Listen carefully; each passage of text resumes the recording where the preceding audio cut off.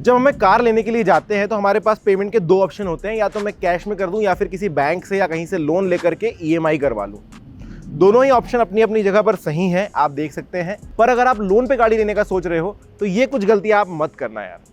इससे क्या होगा कि आप एक्स्ट्रा मनी बैंक को दे जाओगे और बहुत बड़ा लॉस भी होगा। तो चलिए मैं आपको बताता हूँ लोन लेते समय कौन सी चीज़ें नहीं करनी। तो चलिए शुरू करते हैं। सबसे पहली चीज़, जब हम लोन लेने के लिए जाते हैं हम नेगलेक्ट करते हैं हमारे क्रेडिट स्कोर को। बहुत सारे लोग ऐसे हैं जिनको पता भी नहीं होता कि अपना सिबिल क्या है, अपना क्रेडिट स्कोर क्या है। दोस्तों मैं ज़रूर बोलूँगा कि लोन लेने से पहले एक बार ज़रूर चेक कीजिए, तो आपको एलिजिबिलिटी पता चलेगी और आपके ऊपर कितना इंटरेस्ट बैठने वाला है वो आपको पता चलेगा। और अगर आपका क्रेडिट स्कोर सच में कम है, हो सकता है कोई ईएमआई का लेट पेमेंट हुआ हो, या फिर कोई ईएमआई मिस हो गई हो, या फिर कुछ और चीज़ हो जिसकी वजह से टेम्पररीली वो नीचे आया है, तो उस समय को आप रुक जाइए, 1-2 महीने रुक जाइए। पहले अपना क्रेडिट स्कोर थोड़ा सा बिल्टअप हो जाने दीजिए, 750 प्लस हो जाने दीजिए। उसके बाद जो है आपको इंटरेस्ट रेट भी कम मिलेंगे, उसके बाद आपकी एलिजिबिलिटी भी अच्छी होगी और बैंक्स को पता होगा कि आप जो है सही टाइम पे पैसे देते हैं, जिसकी वजह से आपको अच्छा खासा इंटरेस्ट रेट मिलेगा। मतलब अच्छा खासा से बहुत अच्छा नहीं, मतलब बहुत ज़्यादा नहीं, बहुत कम इंटरेस्ट रेट में आपको लोन मिल सकता है। तो ये रही पहली गलती। दूसरी हम गलती करते हैं कि हम लोन ऑप्शंस रिसर्च ही नहीं करते। ज़्यादातर लोग लोन वहीं से लेते हैं जहां से वो गाड़ी खरीद रहे हैं। मतलब कि आप जाते हैं डीलर के पास जो भी बैंक अवेलेबल होता है वो आपको लोन देने के लिए तैयार होता है और आप बोलते हैं हाँ हाँ ठीक है कर दो। दोस्तों ये उनकी अपनी मांडवली है। बैंक डीलर को कुछ कमीशन दे रहा है कि आप हमारे लिए कस्टमर लाओ, इसमें आपको नहीं फंसना है। हाँ हो सकता है कि वो बेस्ट ऑप्शन आपके लिए उस समय हो, या फिर हो सकता है कि आपने रिसर्च ही नहीं किया। यही तो मैं कह रहा हूं कि गलती लोग करते हैं कि रिसर्च नहीं करते। मार्केट में रिसर्च कीजिए, कौन सा बैंक कितने % पर लोन उपलब्ध करा रहा है कार के लिए, एक व्हीकल के लिए आपकी, या फिर बाइक के लिए। उसके बाद आप वहां पर जाइए। और हाँ, नेगोशिएशन हर जगह होता है, तो बैंक से भी आप नेगोशिएशन करिए कि आपको इंटरेस्ट रेट क्या चाहिए। वैसे जो मार्केट कंडीशन होती है उसके हिसाब से एक पक्का होता है, लेकिन आप थोड़ा नेगोशिएट ज़रूर कीजिए। जो भी सर्विस आपको दे रहे हैं, जो भी उनके एग्जीक्यूटिव है बैंक के, उनसे आप नेगोशिएट कीजिए। आप थोड़ा सा रिसर्च कीजिए, आपको पता चलेगा कि हाँ कहीं ना कहीं से आपको बहुत कम इंटरेस्ट रेट पर लोन मिल रहा है। बहुत सारे लोग डाउन पेमेंट को इग्नोर करते हैं, ये भी एक बहुत बड़ी गलती है दोस्तों। आप जब डाउन पेमेंट दे रहे हो तो आप पहले तो खुद कैलकुलेशन करो कि अगर आप 3 लाख रुपए या 4 लाख रुपए डाउन पेमेंट रख दोगे तो क्या आपको उससे भी ज़्यादा अमाउंट लोन पर मिल सकता है थोड़ा पीरियड बढ़ा करके, या जो भी चीज़ है। अगर आप अपनी जो ईएमआई है वो उतनी ज़्यादा रख सकते हो, कितना अमाउंट आप डाउन पेमेंट में कम से कम भर सकते हो, ज़्यादा से ज़्यादा भर सकते हो, वो आपको डिसाइड करना है।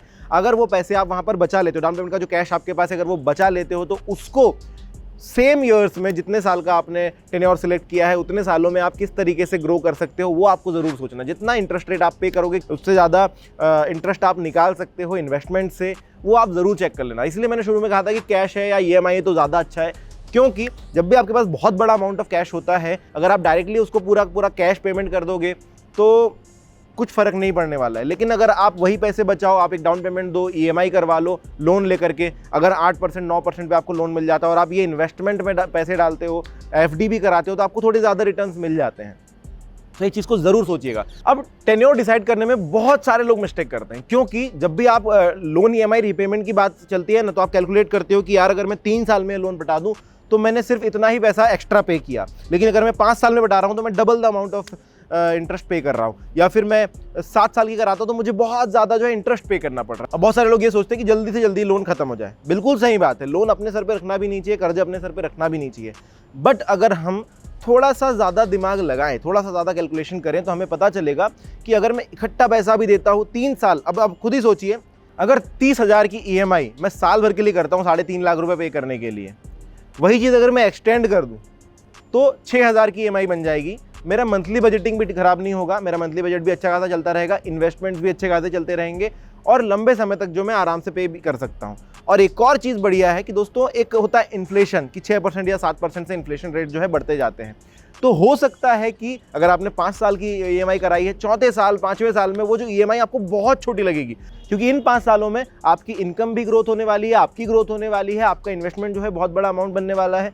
तो आप अभी बहुत ज़्यादा पे करने से की अपेक्षा है कि छोटा छोटा अमाउंट पे करते चलिए, आगे चल के वो आपको बहुत कम लगने वाली है, बहुत छोटा सा अमाउंट वो लगने वाला है। ये मेरा कैलकुलेशन है, आप ज़रूर इसके बारे में सोचिएगा। अगली एक बहुत बड़ी गलती लोग करते हैं कि फाइन प्रिंट जब आता है उसको अच्छे से नहीं पढ़ते हैं। क्योंकि हम भरोसा करते हैं हमारे डीलर के ऊपर, दोस्ती सी बन जाती है, जो भी हमारा एग्जीक्यूटिव होता है उसके साथ फिर हम कार ले रहे हैं, खुशी होती है घर में, तो बहुत सारी चीज़ें हम मिस करते चले जाते हैं। लोन का फाइन प्रिंट हम ढंग से नहीं पढ़ते हैं।